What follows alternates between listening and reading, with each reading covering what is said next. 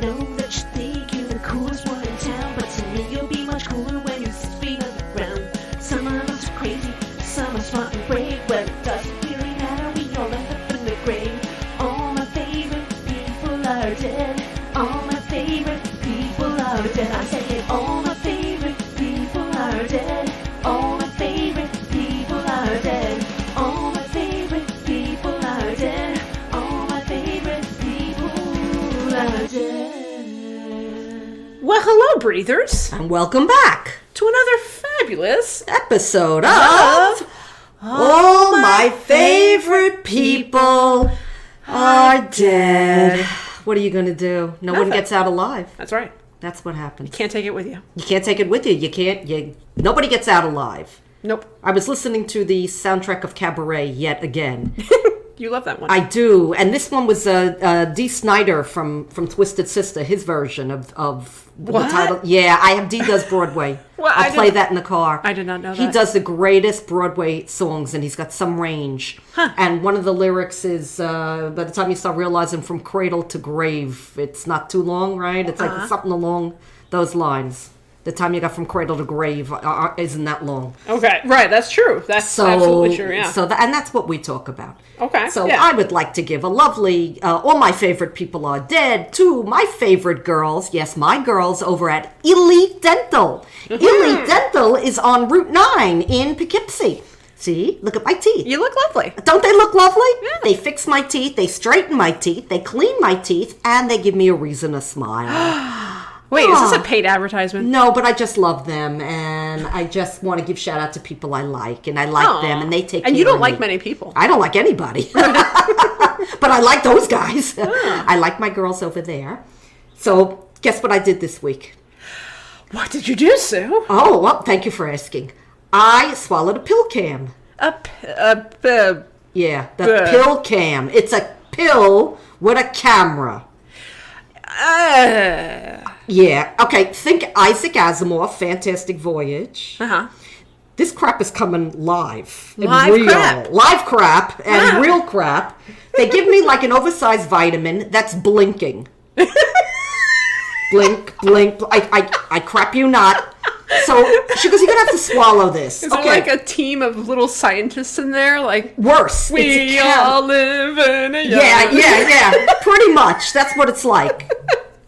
They shrunk down this team. Like, honey, I've shrunk the professor, right? Wow. And so it's this, like, oversized Tylenol, and they give it to me, and it's blinking. It's blink, blink. I'm like, you want me to drink Sputnik? Blink 180 poo. No, I'm sorry. Good one. I'm sorry. Good one. That's a riot.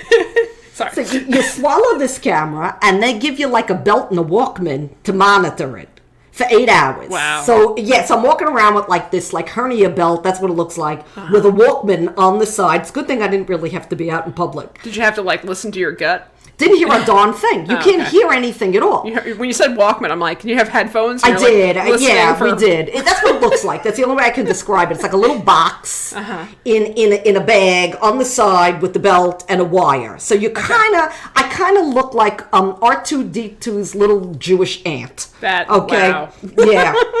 Oh, don't let this interfere. Well, as soon as I got, home, it's interfering with the seatbelt and it's Sure. interfering. Anyway, you wear this thing after 8 hours, it goes off, and you give them the belt back and stuff. And it monitors it takes thousands of pictures in the 8 hours.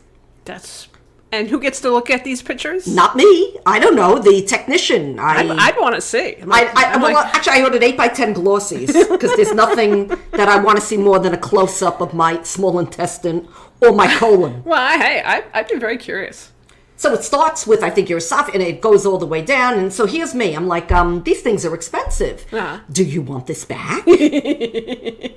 I'm like, how does it come out? And she gives me a look. I'm like, that's what I thought. So, like, were you like looking at every poop that you've taken all week long? Pretty much. I'm blinking? like, do I? Yeah, is it still going to blink? Then I'll know it's there.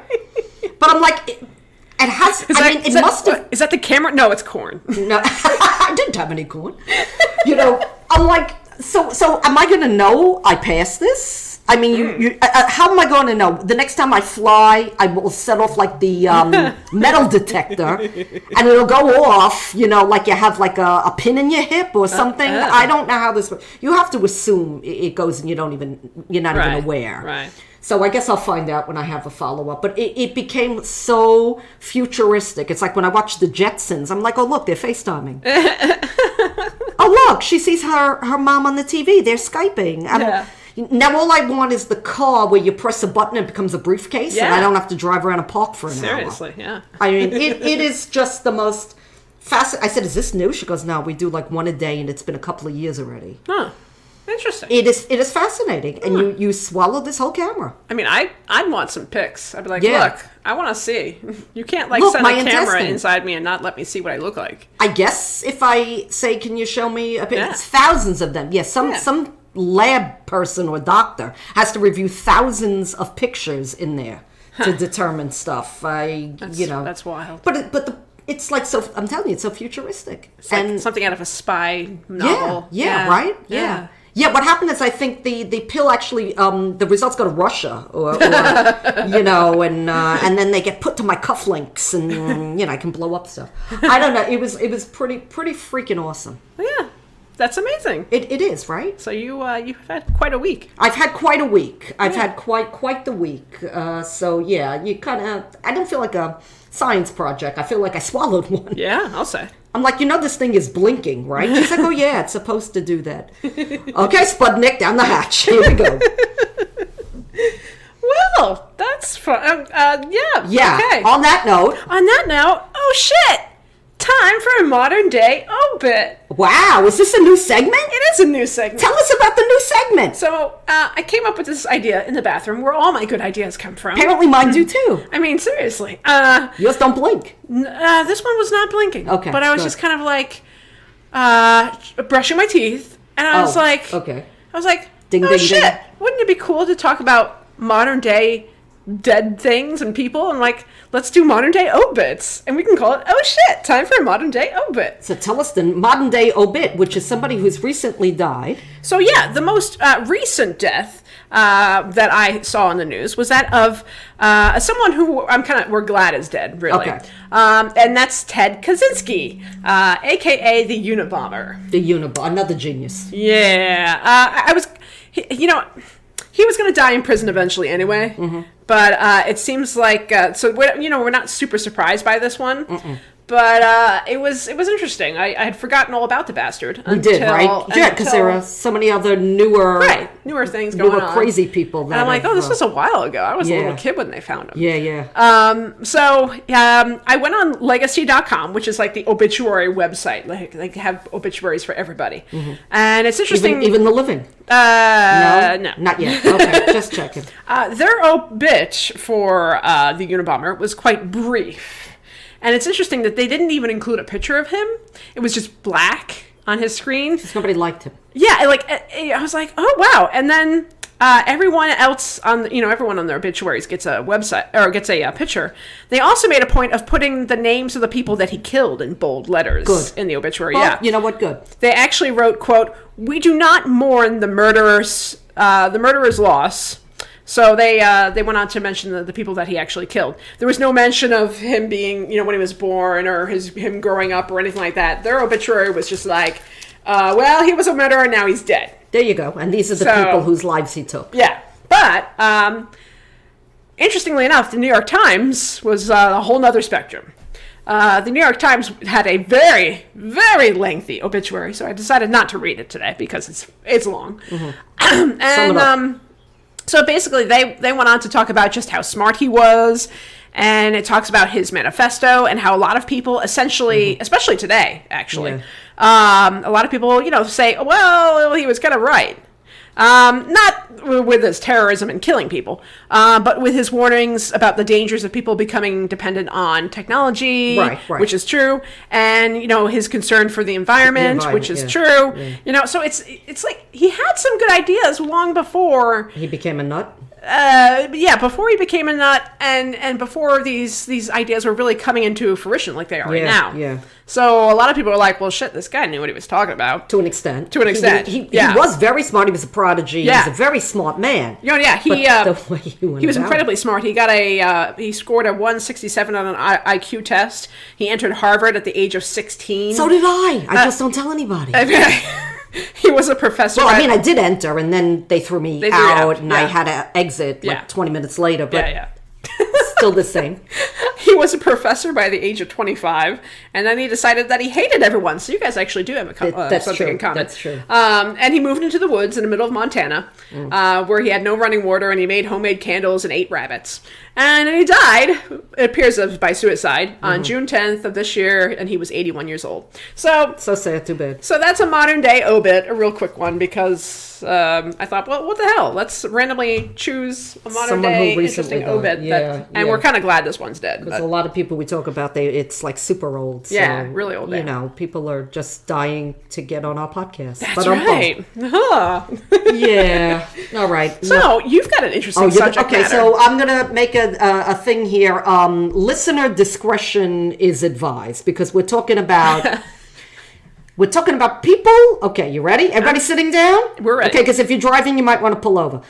People who died during sex. I love it. Yeah, people. Yes, this is it might be a way to go. You're going to want to hear this. I mean, that is a good way to go. Sure. Right? You would think, what a great way to go. Are you lucky or are you stupid? Because Because I guess when you gotta go, you gotta go, right? Yeah. And going out in the saddle is probably a good way to go, except for these people, okay? Because stupid is as stupid does, Forrest. Okay. So let's start with my favorite, Pope John the 12th. Yes, Pope. Wow. Yeah. A Pope. Yeah, someone didn't give him the job occupation correctly. No sex. I always assumed, I don't know much about popes, but I assumed they were celibate. They're supposed to be. Yeah, well, no one told him. He didn't read the job description accurately. He was born Octavian. He was the Bishop of Rome, plus the ruler of the Papal States from December 16th, 955 to his death in 964. 955. That's the year. 955 to 964. No, this is like, seriously, when I say ancient history, I'm not kidding. Yeah, okay. Yeah. Okay, he was related to the Count of Tusculum, the powerful Roman family which had dominated papal politics for over half a century. He became a pope, get this, in his late teenage years or early 20s. They're not sure of his exact age. You're going to love this. And he was the secular prince of Rome and the spiritual head of the church. So he's a prince and he's a pope. Right. And he's like 20. Yeah. that you are correct. Okay. And his behavior kind of leaned toward the former rather than the latter.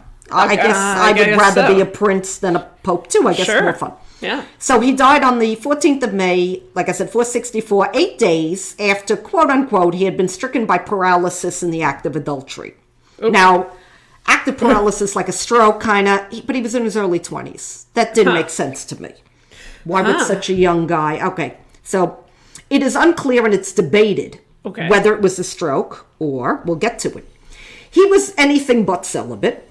Apparently, he had turned the papal palace into a whorehouse and had affairs with 2 different widows, his father's concubine and his own niece. What? Yeah, other than that, Mrs. Lincoln, how did you enjoy the play? The moral corruption in Rome became the subject of general disgrace, and his life definitely suited the prince he was, the secular prince. More of that lifestyle. I'll say. They think he was between 25 and 33 at the time of his death. They're not positive if it was like a stroke during sex, which doesn't make sense for such a young man. Or that was the story that they gave, because the other theory is that the woman was married and her husband threw him out the window. Well, which makes more sense to me than such a young man. Yeah. So he could have been 25. He could have been 33. It could have been a stroke. He could have been thrown out the window. You decide. I hope it was good sex. He was succeeded by Pope Benedict V.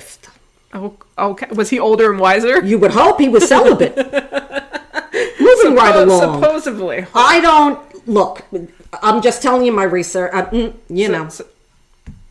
Okay. So yeah. then there's good old Nelson Rockefeller. Perhaps you heard of that guy? I've certainly heard of this one before. Yeah, this is an interesting one. His cause of death was covered up, right? He served as vice president to Gerald Ford. He died of a heart attack in 1979 at the age of like 70, while having sex with his 25-year-old secretary, Megan Marshak. Yep, I've heard of this family, the family ordered a hasty cremation to avoid further inquiry. Of course they did. Let's not check to see if he had a heart-on when he went out. No, just out he goes. Out he goes. Bye-bye now. Marshak had worked for Rockefeller when he served as vice president. He had relocated to New York and she continued to work for him after his term as a VP ended, and he had received financial assistance from him. In purchasing and furnishing a condominium and several doors down from his Manhattan townhouse. Oh, very convenient. I guess, location. In a PBS documentary about the Rockefeller family, longtime Rockefeller aide Joseph E. Persecco, I like the term Persecco, I'm going to call him that, said it became known that Rockefeller had been alone with a young woman who worked for him in undeniably intimate circumstances. Ooh. And in the course of that evening, he had died from a heart attack. Undeniably intimate. He's like 70, 75. She's 20. Really? You didn't see that coming. And they covered it up. I heard they were just admiring his art collection together. Of course, he was taking something out of her eye. Of course he was. Okay. Here we go. Lord Palmerston, Henry John Temple III, Viscount Palmerston, October 20th, 1784 through October 18th, 1865, was a British statesman. I'm sorry, wait. Repeat that name again? Let me scroll up. Henry John Temple, the third Viscount Palmerston. Okay, Henry. Yeah. We're just going to call him Henry. That guy. He was a British statesman who was twice Prime Minister of the United Kingdom in the middle 19th century. Okay. Palmerston dominated British foreign policy during the period 1830 to 1865, when Britain stood at the height of its imperial power. Yeah. Yeah. Sure. No, yeah. Okay. He held office almost continuously from 1807 until his death in 1865. Ooh, that's a long time. Yep. Okay. He fell ill right before his 81st birthday in 1865. Oh. He happened to die right after, wait for it, seducing the maid on a billiard table. He died. Yeah, he seduced her, and then he got really sick, and the doctor came in, and his last words, well, apparently the doctor said, "You're going to die." What the heck happened? He said, "Die, my dear doctor, that's the last thing I shall do." Much of his life was public, but the death was a big scandal. It was shrouded. Rumors spread that he died seducing the maid on the billiard table, and but officially they said no, he died of a chill. I guess he felt a draft aft, and he died of a chill, and he was showing her the billiard table. Oh, how do you like my balls? Yeah, I knew that was coming. I'm sorry. Yeah, right in the pocket. Corner pocket, April. Corner pocket, boom, and yeah. Wow. Okay. Felix Faure, Faure. Felix Francois Faure was the president of France from 1895 until his death in 1899. Yeah, he was born January 30th, 1841, died February 16th, 1899. However, in 1897, he met Marguerite Steinhall, a socialite. Okay. I almost said sociopath because I'm so used to that word on this program. A socialite who became his mistress. He died from apoplexy, APOP. How do you pronounce this? Lexy, apoplexy. Better known as a stroke. He had a stroke. That's what they called it back then. From having a stroke in the Elise Palace while engaged in sexual activities in his office with the then 30-year-old Marguerite. Oh. His body was found with his pants down, and she originally was accused of poisoning him. In his pants? No. She was also acquitted of killing her husband and her mother in 1908 after a tumultuous trial in Paris. She was known as the Red Widow. Wait, she killed her husband? She was accused of killing her husband and her mother, but was, no. Oh. She was known as the Red Widow. Oh. So she's killing the president of She the didn't kill the country president. and, She didn't kill her mother. She didn't kill her father, her husband. She didn't kill anybody. She was just accused of these things. Yeah. I mean, either way, he died with her. They first said, maybe because she had a history, of she had this reputation because she was acquitted of killing her husband, her mother. And, I walked in, I found them, and okay. So they said, well, she must have poisoned him. But I don't really think she poisoned. Look, what do I know? Hey, his pants were found hanging down. You know what was going on in there. She poisoned him. Okay. Alrighty then. Whatever you say. Sure. And, again, they covered these things up because of the social standing of these people. She did it with the KY jelly in the office. And peanut butter. Okay. Sir Billy Sneeden. Sir Billy? Billy? That's a great name, Sir Billy Sneeden. Sneeden. He was the leader of Australia's Liberal Party from 72 to 75. He was also a cabinet minister from 64 to 72 and Speaker of the House of Representatives from 76 to 83. He was found dead in a hotel room by the hotel manager in 1987, naked and still wearing a condom. Well, apparently shit. He was poisoned too. I'm sorry. 20 years, you're going to love this. 20 years later, his son Drew admitted that he knew that his dad died while having sex with Drew's ex-girlfriend, Wendy. Oh, shit. When he was 60. Sneeden. Boy. His son's ex-girlfriend, of all things. Right? At least the other one, all right, mistress, socialite, whatever. This is your son's ex-girlfriend. And he knew, and he didn't say anything for years. I guess that's embarrassing. Sure, it's embarrassing. So, how did your dad die? Having sex with my ex. Yeah. That's really fucking embarrassing. Yeah, I would probably not say that for 20 years either. Okay. So this is another beauty. Again, what a way to go, right? Yeah, are you lucky or are you stupid? Because Both? if you're in your 70s and she's 20 or whatever, and you're a person, right? Can some of these have been avoided? You gotta go. Okay. Jimmy the Beard, Ferozzo. Jimmy the Beard? You know the Beard. Yeah, he was a bouncer at the Condor Club in San Francisco. He was 40 and dating 20-year-old Teresa Hill, who worked there as an exotic dancer. They decided to have sex on the famous Condor piano, which was a rigged piano that descended from the ceiling for another exotic dancer called Carol Doda. Okay. It worked on like suspension cables, and apparently the elevator mechanism was triggered, and Jimmy was trapped between Teresa and the ceiling. Oh, fuck. A janitor discovered the couple pinned between the piano and the ceiling about 7 a.m., but the firemen weren't able to get there and free them until about 10:15. Jimmy was 240 pounds and pronounced dead on the scene, apparently asphyxiated, says the medical examiner. Like asphyxiated, that's a better way of saying it. Asphyxiated or crushed to death. She was treated for bruises. They think he accidentally tripped the piano's up button, pun intended.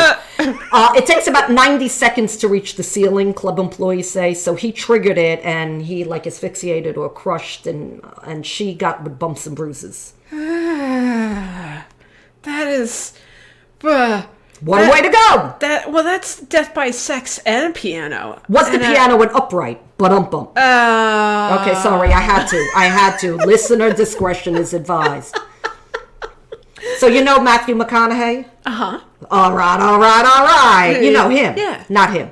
His dad, James McConaughey, died while stooping his wife, Kay McConaughey. Oh, my. Yep. James's wife said it was the best way to go. And Kay and James are very candid about this. There were interviews where he talks about, my dad went out. And, schlupping well, he probably didn't say schlupping. But the mother is like, yep, that's it. I was talking to him. I was like, James, and what a way to go. And he was so happy. And we always had sex Monday morning, whatever. And they are very candid about this. Okay.